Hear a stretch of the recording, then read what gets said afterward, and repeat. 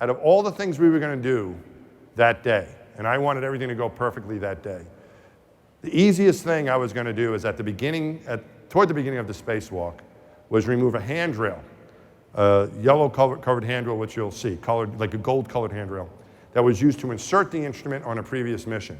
Now it was in the way, and it needed to be removed because it was blocking about 4 of those 111 screws, and we had to get all of them out. So the easiest thing I was going to do with the big power tool was remove this handrail.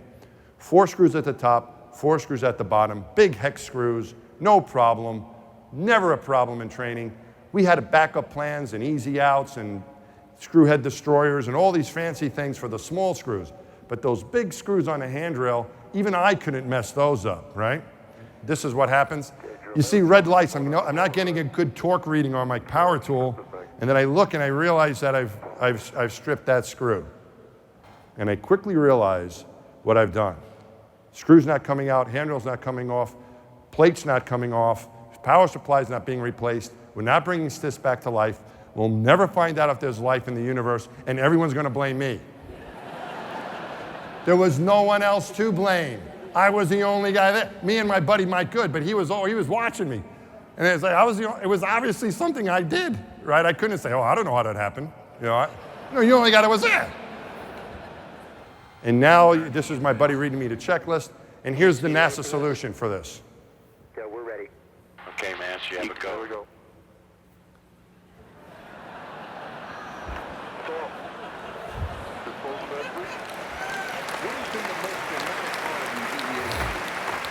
Start off, Whitefield.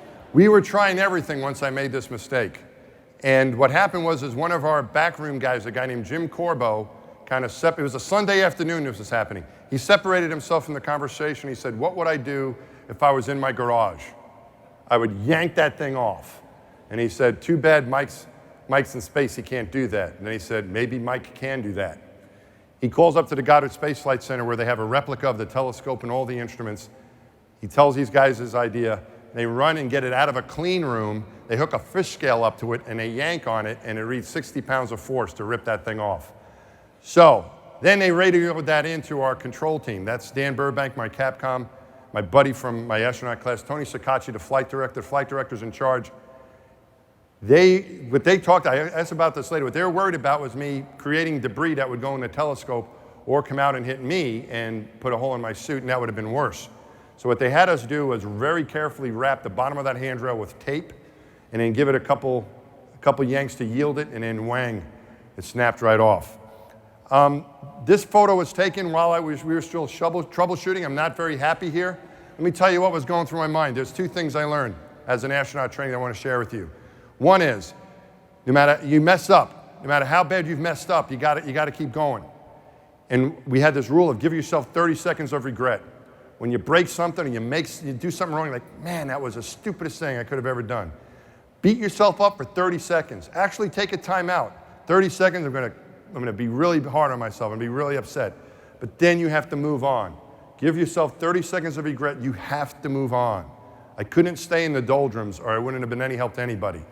The other thing I remembered from my training was, no matter how bad a situation is, no matter how bad you've messed up, no matter how hopeless it appears when you've broken something, you need to remember, you can make it worse. Because I don't know if that's ever happened to you. You're like, oh, I broke this. Let me speed up now.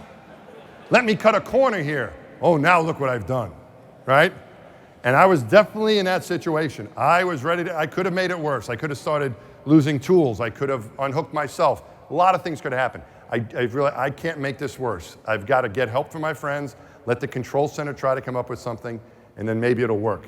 And it did, and then I was a happy astronaut.